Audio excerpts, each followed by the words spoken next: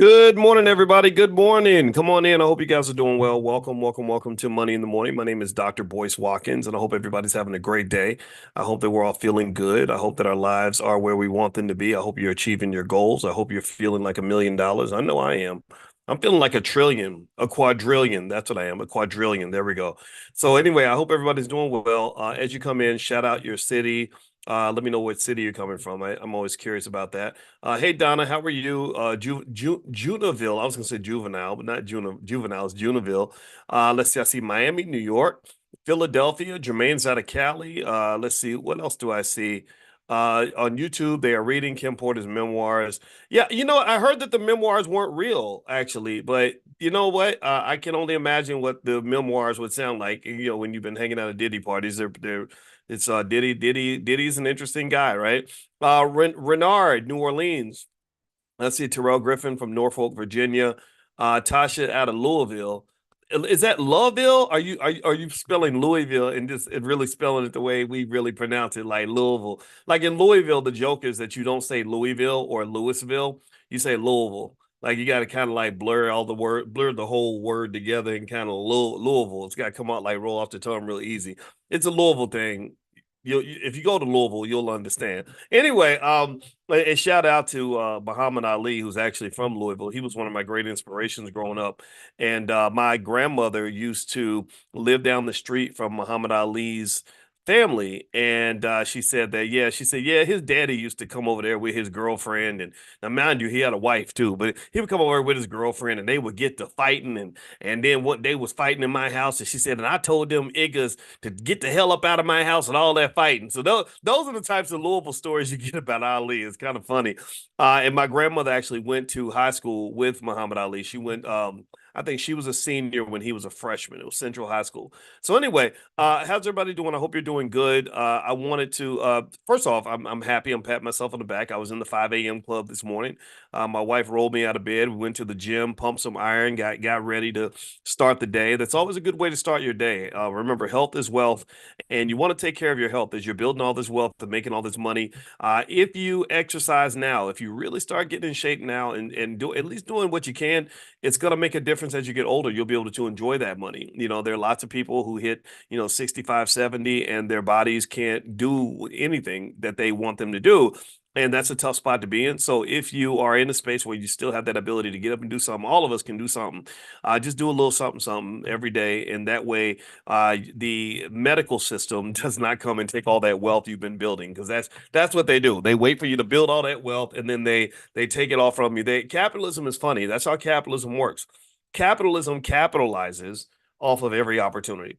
And that's the power of capitalism, but it's also the flaw of capitalism, right? So the power of capitalism is that capitalists can see the money everywhere. They understand how to go make the money, and that's good, but it's also kind of bad because not only can you see the money everywhere, but you see money everywhere. Do you understand what I'm saying? Does that make sense? Like you don't just, it's not just that you have the ability to see money everywhere. You literally are obsessed with it to the point where money can kind of become your god. That's the problem in America. So don't ask me if I think America, if Americans worship Jesus Christ or if they worship Allah or something different. I would say no, America worships money. That's what it's come. They worship money. And with money being our God, I don't think that ends well. I don't think that's going to be good for our country, nor has it been good for our country. And it becomes almost like a Diddy style drug addiction. I only say Diddy style because Diddy was on my mind. I'm actually bringing up something that relates to financial theory. I got a whole list of notes that I'm gonna share with y'all. So you can believe me, these are some real legitimate financial theories that actually come up in that conversation. But the reason I say Diddy style is because I heard Suge Knight. Suge Knight, in case you don't know, Suge Knight ran kind of the Diddy rival on the West Coast. He ran something called Death Row Records back in the day, and they were sitting on a multi-billion-dollar empire. And we've talked about that in class, where unfortunately that was a lost opportunity. And we know what the word poor stands for. Poor stands for what? What does poor stand for? It stands for passing over opportunities repeatedly, passing over opportunities repeatedly. So Death Row Records was a multi-billion-dollar opportunity that was passed over. because for some reason somebody said that if you're a black man you're supposed to always be into some gangster stuff and do a lot of things in terms of breaking the law, things that'll get you sued, things that'll get your assets repossessed, things that'll eventually have you in jail. And I brought up Diddy style addictions, if you will, when I talked about capitalism, because right now I heard Suge Knight say something that I believe. He said that part of the reason that Diddy may not be eating in jail and all this is probably because he's dealing with withdrawal from drugs, right? He has a drug addiction, most likely, or at least that's what I suspect. And there's the withdrawal, right?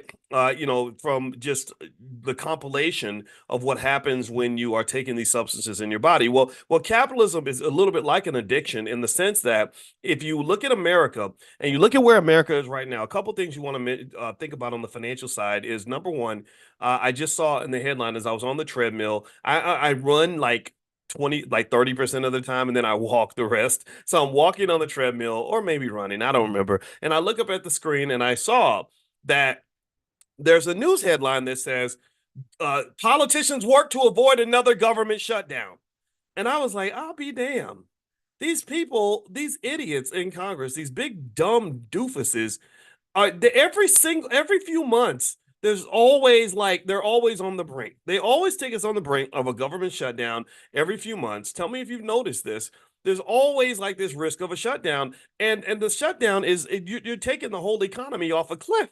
And you're playing chicken with each other. You can't get along with each other. You can't compromise for the sake of the country. And it just becomes this goofy nonsense. Every few months, we got to sit back and wonder if this is going to be the time where our whole economic system falls off a cliff. If thousands of government employees are going to lose their jobs. I don't know how many people the government employs. I assume it's maybe over 1 million, right? If all the services are going to be halted for people, millions of people that depend on this, it's ridiculous. It's ignorant. It's crazy. It's easily avoidable, but it's not avoidable if you have bad culture. So the same way Suge Knight and Diddy and all that went down because of bad culture, your government's going to go down because of bad culture. The difference is that the Diddies and the Sugs are into the street stuff, the gangster stuff. Well, in Capitol Hill, they're into a different type of gangster stuff, where the Democrats and the Republicans are basically the old school Crips and Bloods. And I say old school because even the Crips and Bloods got more sense than the Democrats and Republicans. Even the Crips and Bloods tried to come together for the sake of unity, right? Ice-T did it, and a lot of people, Kendrick Lamar, shout out to him, he's brought them together, right? So even the Crips and Bloods realize, hey, you know what? If we keep on trying to kill each other constantly, we can't make no progress. This is not fun. This is very traumatic, right? So the Crips and Bloods have more sense than the Democrats and Republicans, and as a result of the fact that they will spend more energy fighting each other than they spend defending the country, America's in trouble. America's really in trouble because not only are you averting yet another government shutdown, but also you have a debt that is spiraling out of control to the point where most economists are very concerned about the fact that we have $37 trillion worth of debt. I can tell you with clear affirmation that about 10 trillion of that 37 trillion was completely unnecessary. It was a lot of that debt was compiled during the pandemic. They took on a lot of unnecessary debt during the pandemic because the pandemic wasn't nothing but a big damn money grab. That's what it was.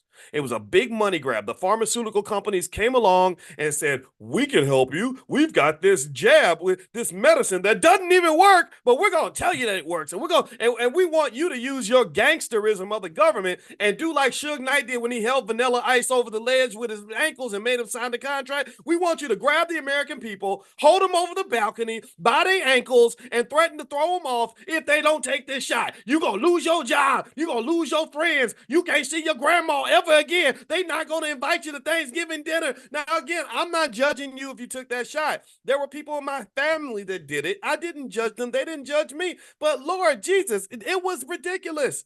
And then when everything comes out where they're like, well, it's not as effective as we thought it was. We thought it was going to be great because we put it together in 35 seconds. And we thought that 35 seconds of work would be enough. No, you was in for a damn money grab. You were in it for a money grab. Who paid for all those shots? Who paid for that? In economics, we have a phrase that says there's no such thing as a free lunch. Somebody paid for that damn thing. Who paid? Who do you think paid for all those shots they were giving out? You. The taxpayer. But the government was the intermediary. That about 5 to 10 trillion of that debt, I bet you, came from the fact that they literally did a money grab and a wealth transfer straight to the pharmaceutical companies, straight to the pharmaceutical. Merck and Pfizer and Johnson rubbing their hands like Birdman. We about to get paid today, dog. We about to get paid today, player. And they made trillions off of a drug that barely even worked, that wasn't even all that effective, right? And they were gangster with it because anybody who disagreed, anybody who questioned it, any Harvard educated scientist who said, hey, wait a minute, hold on, maybe this isn't the right way to go, they literally went in and they would ban that person. They would take down their Twitter account, get them fired from their job, chastise them in public. And that was wrong. That was wrong. I don't care what side of the debate you're on, that was wrong. And not only was it wrong, but that bad culture, instead of it costing, Suge and Diddy are going to lose a couple $1 billion off their bad culture. The U.S. government probably lost 5 to 10 trillion off of that. That debt spiraled largely because of all the money that was wasted in the pandemic. It was completely unnecessary. The Federal Reserve made terrible mistakes that caused an insane amount of inflation. Inflation is like letting the cat out the front door. Once the cat gets out the front door, you ain't catching that cat. That inflation goes up. It does not come down. Deflation rarely ever happens. The best you're ever going to have with inflation is what they call disinflation. Disinflation is not deflation. Deflation is when prices come down.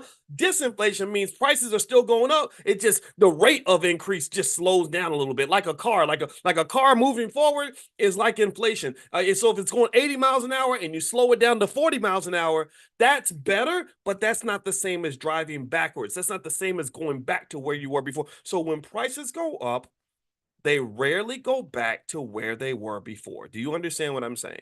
Okay, so ultimately, and I was really thinking about Suge and Diddy on this, but I want to make this clear that we ain't just talking about ignorant, ridiculous things that black people do. If you white up in here, you ain't off the hook. Y'all ignorant too. Y'all do some ghetto stuff too. So don't act like it's just us, because it ain't just us. Y'all not like us, but y'all have your own way of really doing savage things when it comes to economics. So anyway, before I move on, just quick housekeeping stuff I want to share with you tonight. At 8:30 p.m. Eastern, I'm going to do Powernomics training. Everybody in the community should be educated on Dr. Claude Anderson and Powernomics. And to do this for years, every single Wednesday, I've been reading his books and analyzing his books. We've gone through Powernomics all the way cover to cover. We went through Black Labor, White Wealth all the way from cover to cover. We're going through the Black History Reader from cover to cover. After that, we'll do another book. Maybe we'll do my book, The 10 Commandments of Black Economic Power, which you can get a copy at drboycebooks.com. So that's free to anybody that wants to join. If you'd like to participate, text the word greatness to the number 87948. So text greatness to 87948. I will send you a link to invite you to join us for Powernomics class. Also, tomorrow, if you're interested in stock options, we are going to meet for the prime class, and we're going to break down something coming up called the triple witching hour, which is a lot of volatility in the market. It's going to happen Friday, but it also is an opportunity to make money. So if you have an interest in stock options, feel free to go to drboyceprime.com, drboyceprime.com. All right, so here's one thing I want to mention. I had an epiphany today. I was just thinking about this. Stuff just comes to me. I don't know where it comes from. It could be God, or I hope it's not the devil. And I was sitting on the treadmill and I thought about, I love hip hop, right? I'm a big fan of hip hop music. I always have been. I didn't even like music until hip hop came along, Curtis Blow and all that stuff. Before that, I didn't even listen to the radio, right? Hip hop is magical in that way. And also because of the cohort that I'm in, I'm Gen X. I am about the same age as a lot of the major figures in quote unquote gangster rap. Like when I hung out and became friends with Ice Cube, we realized we were both Geminis, born around the same time. And I think something like on my birthday, he texted me something that said "Happy Birthday, Gemini" or something like that. And I thought that was cool. I appreciated that because because he's accomplished a lot, right? Dame Dash and I, it turned out our birthdays are very close. Tupac and I, our birthdays are 4 days apart. Kid you not. His birthday is June 16th, 1971. Mine is June 20th, 1971. So these are my peers, right? That's my point. These are my peers. So I was there. I saw it all as it happened in real time. When Tupac put out an album, y'all might remember, I'm not going to say it, but it was called Strictly for My Iggas. Anybody remember that album by chance? Strictly for, you have to be a real Pac fan to know about that album, right? Strictly for My Iggas. I'm not gonna say the word because we don't do that no more. They 1994, and when he put that album out, I remember I bought the album. I was in college and I bought it because I was like, oh, it's strictly for my iggas. I'm one of your iggas, so I'm gonna get this album, right? That's the logic I had at the age of 21, right? Don't judge me. I'm wiser now. And so anyway, I watched everything happen in real time, and it was a real kind of blackmail experience. It also in the sense that, like, I didn't know all, Cube and all those guys. Then now I know some of them, right? I met them through time, but I got to know them after all the stuff happened. And but in my own life, I remember the same year that Pac died. About maybe a month after that, my best friend Greg Wilkins got killed in Louisville, Kentucky. Some guys, some black men, came in his house, shot him in the head right in front of his daughter. I've told you all about that. I talk about people I love because that's how I keep them alive, right? So Greg is in heaven listening to this podcast because I'm sure they have good Wi-Fi in heaven, and so I want to make sure I let my friend know I have not forgotten him. And so anyway, here's the deal. So as this was happening, it was like watching like a soap opera, like for men. You're just kind of watching the ups and downs. You're seeing Easy E and getting into his beef and back and forth with Ice Cube, where Ice Cube puts out that No Vaseline thing, and which was really a great song. And then you saw Pac going back and forth, and he puts out Hit 'Em Up. And that was just a kind of an interesting time to sort of be black. But here's the thing that I realized today. I didn't realize this until this morning. Some of y'all might have realized this before because you might be smarter than I am for sure. But this is something that just hit me today. I don't know if anybody else has thought about this, but I thought about the four major players in the whole East Coast West Coast thing, right? But back when you go to the Source Awards, remember when Suge gets up there and he says, if you want to come to a label where the executive producer ain't all in the videos, ain't all in the shows, ain't trying to rap on the microphone, whatever he said. They will come to Death Row, right? And he's wearing the big red thing, right? And you remember that, right? Well, here's the thing that's interesting. So right then, the peak of that whole East Coast West Coast beef, um, I thought about the four major players at that time. Pay attention. This has an economic lesson, I promise. Not just me reminiscing on stuff that maybe might bore some people. But the four major players in that whole situation were Tupac, Biggie, Suge, and Diddy. Right, right. Those are kind of the four major players. The four big kahunas in all of this. And I said to myself, I said, I'll be damned, out of those four guys who were literally at the epicenter of gangster rap or whatever you want to call it at that moment, two of them are dead, two of them are in prison. Every single one of those four men is dead or in jail. Every one of them is pretty much gone. Suge Knight kind of gone. He's there. He'll do phone calls and stuff and they'll record it, but he's kind of out. Diddy locked up in jail. They're wondering if he's going to be alive next month. Eddie Griffin actually said that he thinks Diddy's not going to be around in September. I don't know. I have no idea. I don't wish that on anybody. But it's interesting. I thought about that and I said, I'll be damned. And the reason it hit me like a brick is because it made me think about how you have millions and millions and millions and millions of your black boys, your sons, that would give anything to be where those men were standing. They would give anything.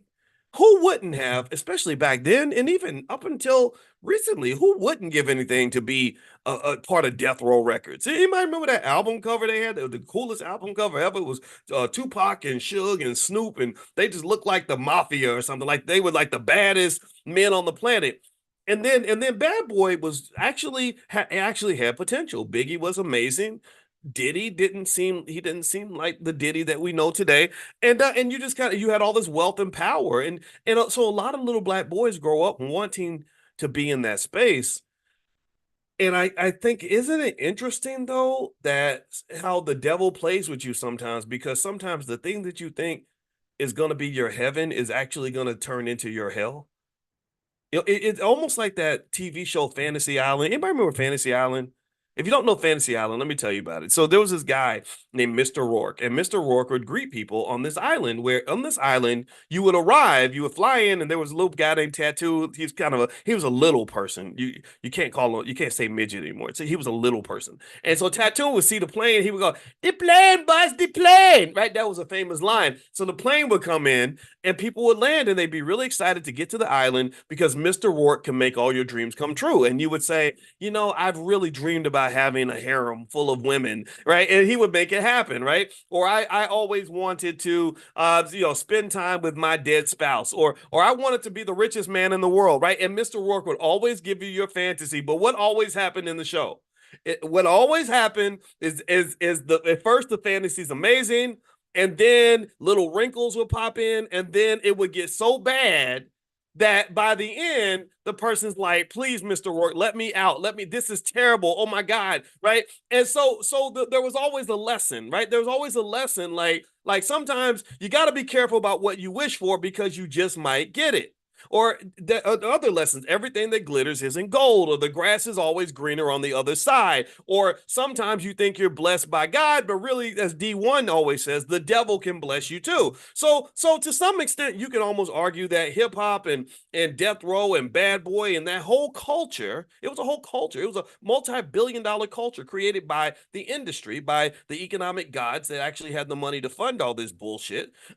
This whole culture was kind of like it was like this so-called heaven that really was a hell. Like it was like what you thought would be a blessing from God was actually a prayer answered by Satan. You prayed to God, "Lord Jesus, please make me the biggest rapper in the world. I want to be invited to all the Diddy parties. I want to hang out with Suge and Pac in Vegas on the night that they're not going to be shot. And and Lord, please give that to me." And so you send the call up what you're praying for, and then your prayer gets answered, but it's like you're making a phone call and you think God picked up the phone, but it wasn't God who picked up that phone. It was the devil, right? So Satan picks up the phone and says, "Absolutely.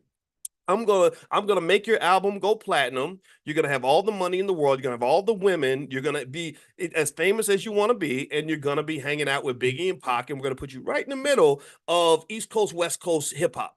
Right, that's what we're gonna do. We're gonna make you. You're gonna be right there in the studio at Death Row Records with Suge, sit next to Suge. Every dream that you ever had is gonna come true. And then just like Fantasy Island, you find out, you get in the studio, and one day Suge Knight somebody brings 25 pounds of cocaine in the room, and along with an AK-47, and then they put the gun to your head and tell you that you better sign the contract or we're gonna kill you. Or you're riding in the car with Pac and Suge one night, and next thing you know, somebody runs up and pop, shoots you and kills you. Or you're hanging out at Diddy parties, and Diddy asks you to drop your drawers and put on some baby oil, and you're like, "Wait a minute, this wasn't part of the deal," and you're like stuck, right? You're stuck in that crazy conundrum where I'm gonna assume that a lot of people, I bet you a lot of people that if Diddy did take advantage of people, which I think that this happens a lot in these industries, it just does. He probably was able to take advantage of people that either were financially desperate, like I have no money, I have nowhere to go, or they were filled with desire and greed. Like when they say you got to be careful about what you want and how bad you want it, because I'm sure maybe at some point you can imagine Diddy asking somebody, like, "Hey, how bad do you want to be successful?" "Oh, I'll do anything, Puff.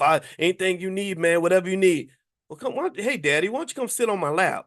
Right? And then next thing you know, you're in your therapist's office questioning your whole existence, right? So this is the interesting thing about it. No, so that's the first lesson, right? Mr. Rourke style lesson. Maybe call me Mr. Rourke today.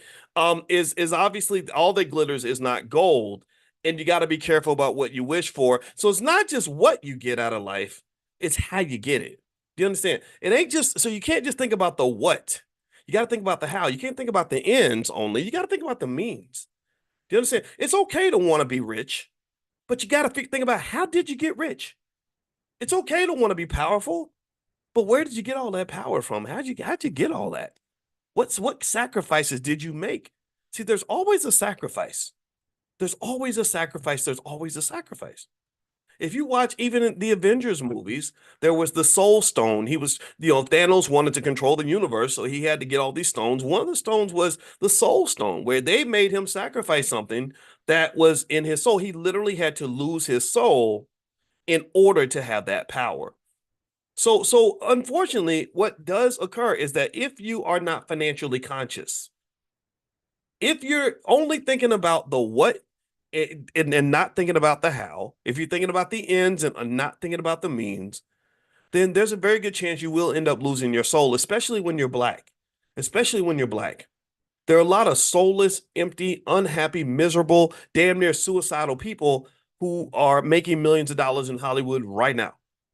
If you want to know why a Dave Chappelle, gets a $50 million contract and then has to go spend 6 months in Africa reflecting on his life, it's because somebody threw something at him that just made him question everything. Like, okay, I got to hit the reset button on the last 20 years and think about who I am and how I got here.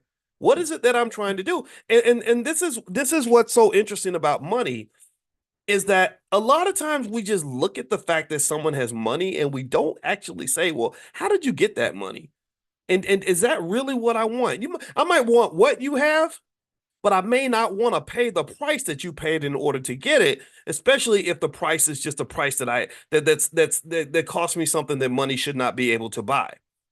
So here's a couple of financial concepts you can walk away with that I mean there's financial lessons all over this in terms of just what's happened with hip hop and in terms of what it's kind of done to the black community, what it's done to so many of our children that has so much potential, could have done a lot of things, but instead they wanted to, be gangster rappers and stuff and I don't know if that is the best use of our greatest resource. Our greatest resource is our young men and young women. So you got millions of our young boys who were pulled into a space, pulled into a culture that has cost the black community trillions. Because if a young man fully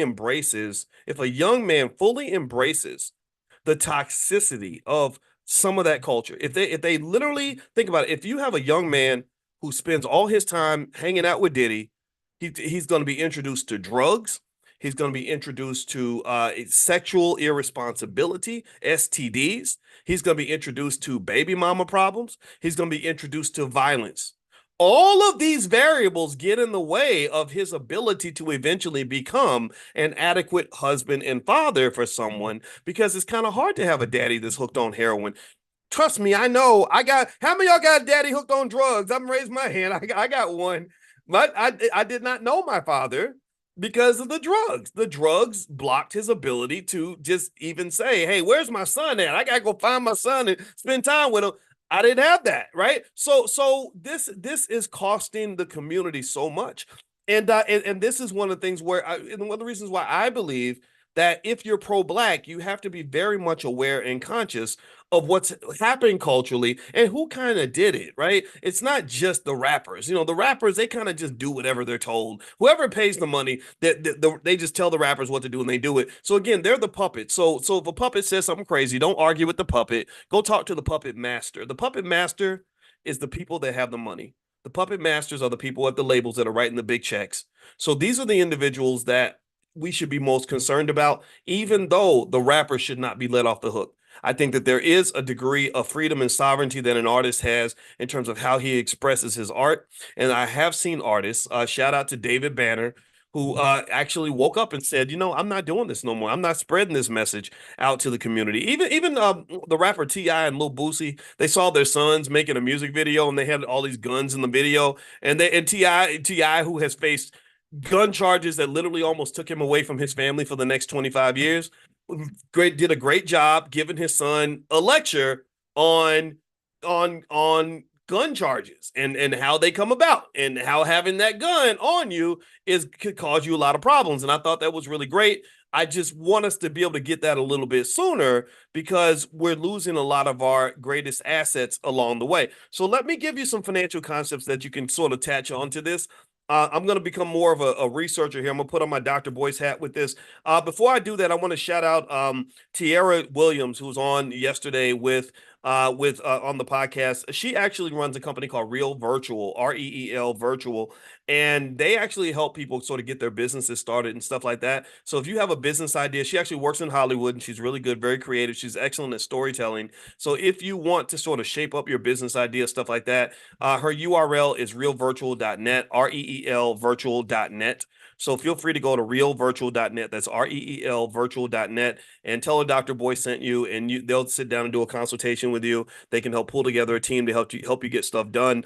Also, if you wanted to be interviewed and share your Black Business School story, they can actually do that too. So a lot of you have great stories. You're doing amazing things. And it also helps us actually too when you share your story, because I want people to know that the Black Business School is the best Black wealth think tank on the planet, that we are the best on earth when it comes to training Black wealth to our people. I have a whole PhD in finance. It's not fake. You can go look it up on the internet, but I blackified that sucker because I said, you know what? We don't need a casual discussion about economics. We don't need a generic discussion about economics. We need to do surgery on our community. We need to be very specific about addressing the very specific challenges that specifically are facing Black families in a specific way based on specific things that were specifically done to us by other people. So I'm not here to be an economic analyst. I'm not here to be a financial advisor. I'm not here to be a financial influencer.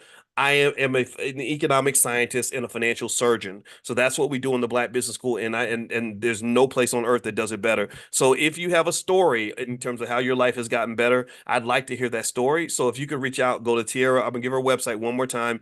If you reach out and say, "Hey, I'd like to share my story, tell you about our family, tell you about what we're doing with our kids, tell you about how our wealth has grown, tell you about how great we are at investing now, our family business meetings," I want to hear it all. So the website one more time, it's realvirtual.net, REEL virtual.net. She's actually in the Zoom chat, and she's putting the URL in there too, REEL virtual.net. All right. And so anyway, let me hop back in and finish up this thing. So just so you know, I'm not talking crazy about Suge and Diddy and Pac and all that. I know that there's disagreement, but just that epiphany that all four of those major figures, all four of whom should have been billionaires right now, all four of them, they're dead or in jail, right? So how is it that you're on track to be a billionaire, but you are dead or in jail? Well, there's a few financial concepts I want to introduce you to. One of which is called jump risk.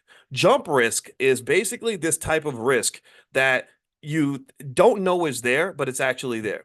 Jump risk is this thing where you can think everything's wonderful and this bright and sunny and perfect, and then suddenly everything goes bad, right? Almost like weather in Florida. You ever been in Florida where one minute it's like 100 degrees, and then the next minute there's like a hurricane coming, right? So think of jump risk. It's just something where things can suddenly change on you, especially if you're not aware of all the risk factors that you're facing in that particular situation. So with this investment, which Pac and Diddy and Biggie, all of them were making an investment. They were investing not just money, but they were investing time and energy and really investing their lives in this whole thing called being a rapper, in this whole thing called the hip hop music industry. But I think what they did not understand is what a lot of young artists do not understand, which is the risk assessment of what they're walking into. If you think about the fact that literally a rapper dies almost every single month, like literally a rapper dies about once a month. I was just looking at the whole thing about the poor rapper down in Memphis, Young Dolph. He got killed. I think they paid the guy $800 to kill him. And then Yo Gotti's big brother Jook got killed, which is all sad, right? It's just so much death, so much death. And if you think about this, right? I had a talk with a young artist who was blowing up. He was actually very close friends with one of the artists, PNB Rock, I believe, who was actually killed in a Denny's in public or something, after his girlfriend tweeted out his location or something. It was kind of crazy, right? And he was friends with him, and he was about to actually blow up. And we had a conversation, a private discussion, and I said, you need to really think about the risk of the industry that you're going into. You got to think about this. Like, do you really want to blow up in this space? Because you're going to have a whole lot of enemies, that you don't know about, and you're about to have a child, right? So I'm not telling you what to do, but I am telling you to really think about this, and don't just think about the fame and the money and the women and the power and everything else. I need you to also think about your son. Like, factor in that. Think about your mental health.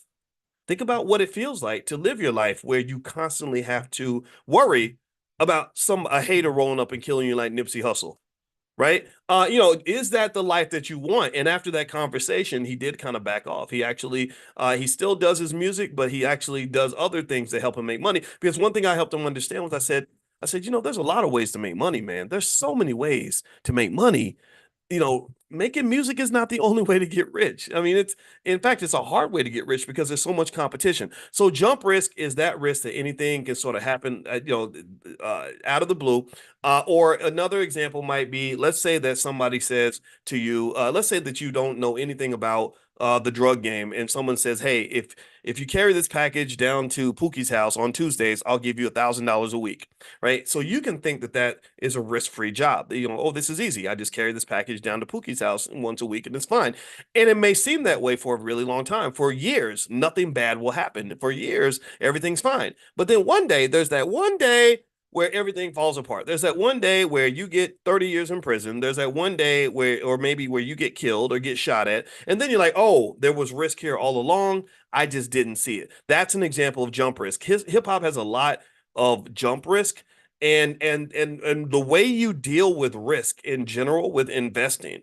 And this is an investment decision. Biggie and Pac, unfortunately, were investing something more valuable than money, and they lost something more valuable than money. Suge Knight lost something more valuable than money. Diddy lost something more valuable than money. He's lost his mental health. He's lost his freedom, right? He's lost his whole legacy, right? So that's so much bigger than the $1 billion he's going to lose because they're going to take all his money. Believe me, they between lawyers, courts, lawsuits, white women, like they're just literally gonna be eating off of his wealth, almost like a group of parasites. And this is what happens, right? But with that said, though, he's gonna lose a lot of money, but that's not a fraction of what he's actually losing if you consider all the things that he's losing that money cannot buy. So one way to kind of manage various forms of jump risk or other forms of volatility in whatever choice you make, whatever industry you invest in, whatever investment you make, whether you're investing in a stock, whether you're investing in a business, whether you're investing in a relationship, is this concept, very simple concept called due diligence. Anybody know what it means to do your due diligence? What does that mean? What does that mean? Every business that makes an investment does their due diligence. They all sit back and they say, okay, let's go through this. Let's look at all the risks. Let's look at all the things that could go wrong. Right? Okay, Suge wants me to sign with Death Row. What could go wrong? I don't know. Suge could have a bad day. I could get caught on a gun charge. I might get shot in the face. I might get caught with the dope in the studio at the same time. He might hang me over the balcony like Vanilla Ice. I don't know if this is something I want to do. I actually I was really proud of that D1. D1 is an artist that I love. I just love this guy. That's why I talk about him so much. And he is the only artist that I know who actually was invited to sign with Cash Money Records with Lil Wayne and Nicki Minaj and Drake and all those people down there in New Orleans. Most artists would jump at that opportunity. They would jump right into it. But D is smart. D did his due diligence. He thought about the risk factors and did a risk assessment and said, I don't really know if that's a culture that I want to be a part of. I don't know if that is going to really work for who I'm trying to be. I don't know if I can. Is it D1? I mean, you talk about selling souls. His soul is not for sale. There's no price that could be paid that I've seen that could get him to sell his soul. Whereas for some people, for a lot of us, when we haven't really gained financial consciousness and we're thinking about the ends as a justification for the means, it's like, okay, where do I sign? What do I need to do?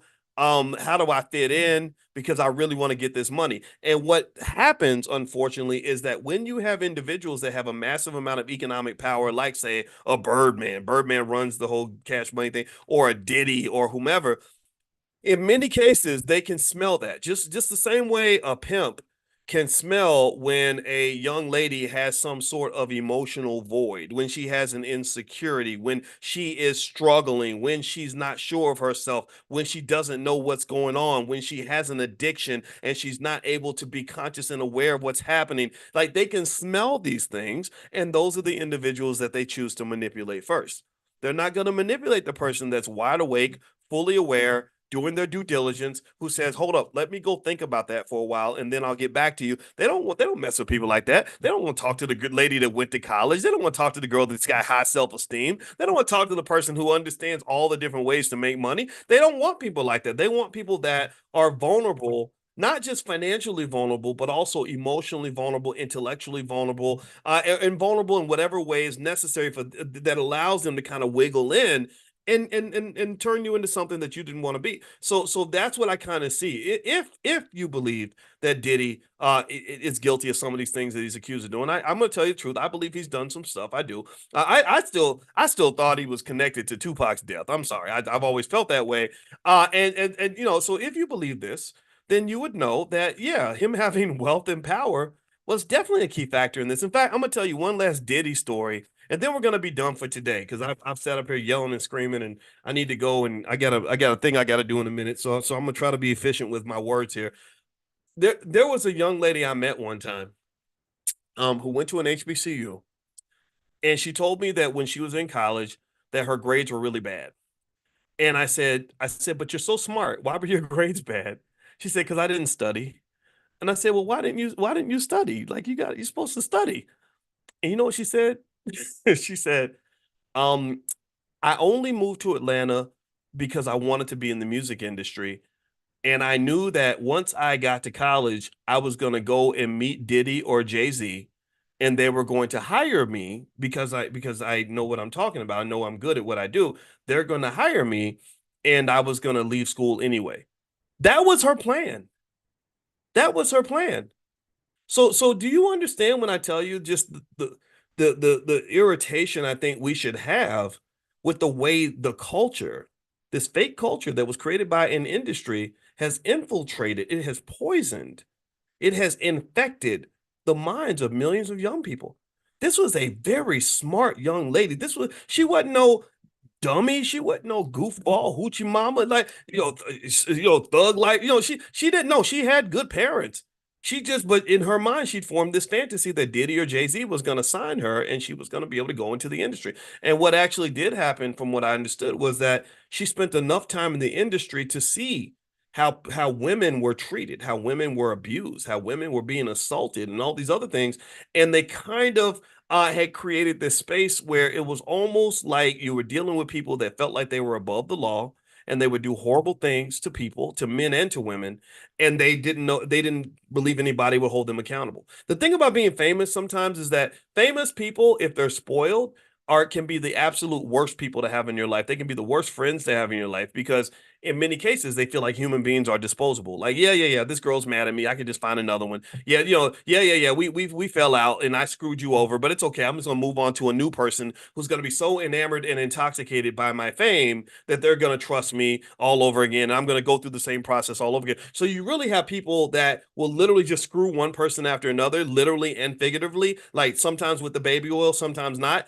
And they just can kind of go from person to person because we have a society that's so infatuated with fame, power, wealth, and success.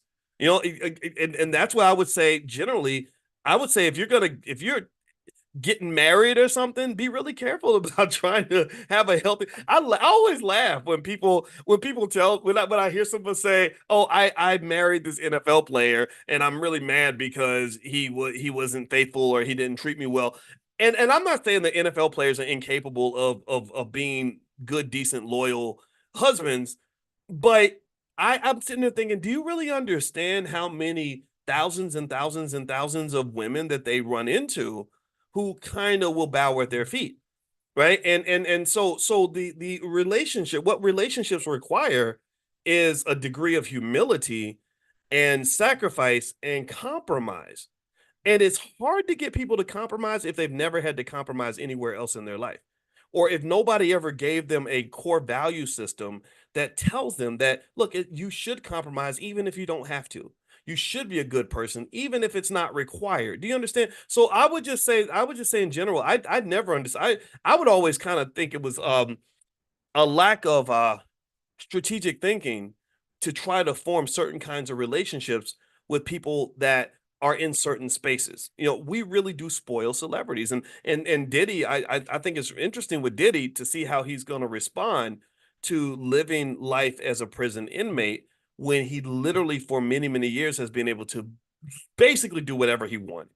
Right. And so just think about these things as you kind of work with people and deal with people, because some people are great human beings and because they consciously and intentionally work to do that. And then there are some people who are just spoiled, rotten, broken, torn to pieces. And if you're attracted to them because they look good or they sound good or they smell good or they talk good or they're famous or rich or whatever, then you're unfortunately that lack of due diligence, it can cause you a lot of problems down the line. Just like that young lady I told you about who told me that her dream was to get signed by Diddy and Jay-Z. What if her dream had come true? What if Diddy saw her and said, "Oh my God," like what if he ignored all the other thousands and thousands of people trying to get into his face, trying to come work for him, and picked her and said, "Oh my God, you're just you're just everything I've been looking for. I want you to come to my mansion. You're gonna come live with me. I want you in the bedroom next to mine because I just need you to be nearby because you're so smart."